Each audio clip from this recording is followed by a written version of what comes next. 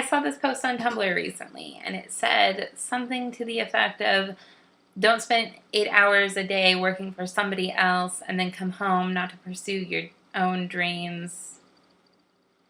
Something like that. And then it said, you're not tired, you're uninspired. And that got me thinking about the words tired and uninspired, because it presented it like this Venn diagram with no overlap. And I don't really think those terms are dissimilar because of what happened last December. So I've always been a very creative person. I heard someone say once that God created man in his image, and that is why we have this drive to create, because God, creator of the universe, has this drive to create. And that struck a chord with me because I've always enjoyed art and writing and cooking and putting things together. And I think we all do to some extent. Like, we all have this drive to create things, even if you don't think of yourself as creative. And I've always received a lot of joy out of creating. So that brings us to YouTube. I created my first channel, my personal channel, the one you're watching this video on, in the fall semester of my freshman year of college. And by the spring semester of my senior year, I had 2 YouTube channels that I regularly posted on, and I had 2 blogs that I regularly posted on. In addition to that, I was writing creatively outside of like assignments and things, and I was like making things regularly. And I think the thing about being in college is you're super busy, right? But you have like the time and the energy, or at least I had the time and the energy to do that still, because I was so mentally stimulated. Just like I was reading so much stuff, and I was having conversations with different people, and I was parts of different things, and like you're just like in this little community full of ideas and people pursuing their passions, and it's just like it's a great time of your life to be encouraged, I guess, to pursue your creative endeavors. When I got out of college, I had about 6 months where I was unemployed. Then in October, I got a job at an insurance office.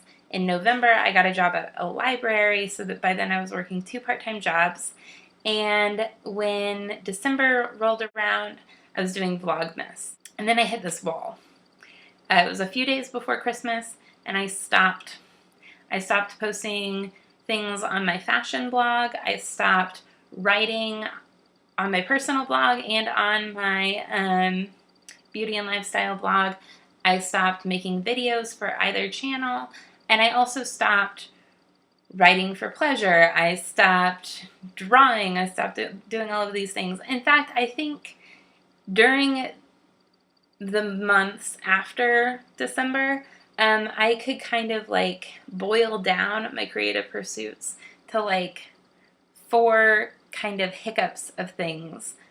Then in July, my position at the insurance office was dissolved, and now I'm working 2 part-time jobs again, and yet I'm over that like creative dead zone in my life. I'm back to pursuing writing on my own, like in my free time, and I'm drawing. I'm working on a webcomic, and I'm making videos again, so that's cool. And all of this stuff, it's like, if you look at how much of my day is occupied by doing work for other people, it's the same, right? So what's the difference, right, between when I was working at the insurance office and the library to now when I'm working at a spice shop and the library? I think the thing is, when I worked at the insurance office, I would spend, it got to the point where I was working a lot more than they'd originally hired me to work. And I would spend all of this time maybe talking to like one or two other people about like numbers, basically. And I was I was doing a lot of work that required attention, but not like deeper thinking. I was in fact never really able to like problem solve or come up with creative solutions or whatever. And I think that that situation for me was so mentally taxing, that I was tired and I was uninspired, one and the same. Because now I'm working a lot, but I'm still able to create a lot. And I think that's because now I'm in a position where I'm talking to different people, and the things I do at work change on a day-by-day basis. And just yesterday, I came up with a creative solution to a problem, and I'm in situations where people are talking about ideas, and it's just more mentally stimulating for me, which for me is a little bit rejuvenating. See, if you're working 8 hours of your day for another person, and it's doing the kind of work that is taxing for you, it can drain you, and it can drain you of your creative energy, and it can drain you of your passion, and it can just like make you both tired and uninspired.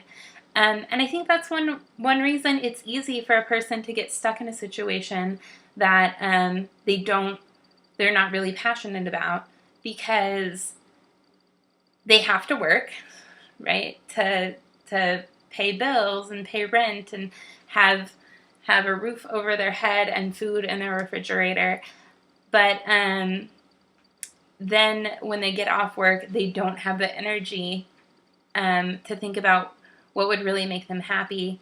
And really, that's what's tragic. Anyway, those are my thoughts on the situation. So leave your comments in the comments section below, and we can kind of like talk about it. I also think I'm going to make a video in another couple of days. Although I'm going to do a vlog style video tomorrow because it's my aunt's reception.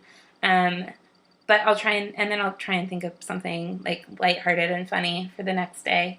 But like in a couple of weeks or a little while down the line, I'm going to make like a follow-up to this video where I talk about the like American dream and like, is your work fulfilling you, whatever, because I have some definite thoughts on that. So if you also have thoughts on that, you can leave them in the comments section below, and I'm going to write an outline for next time so it doesn't get so rambly.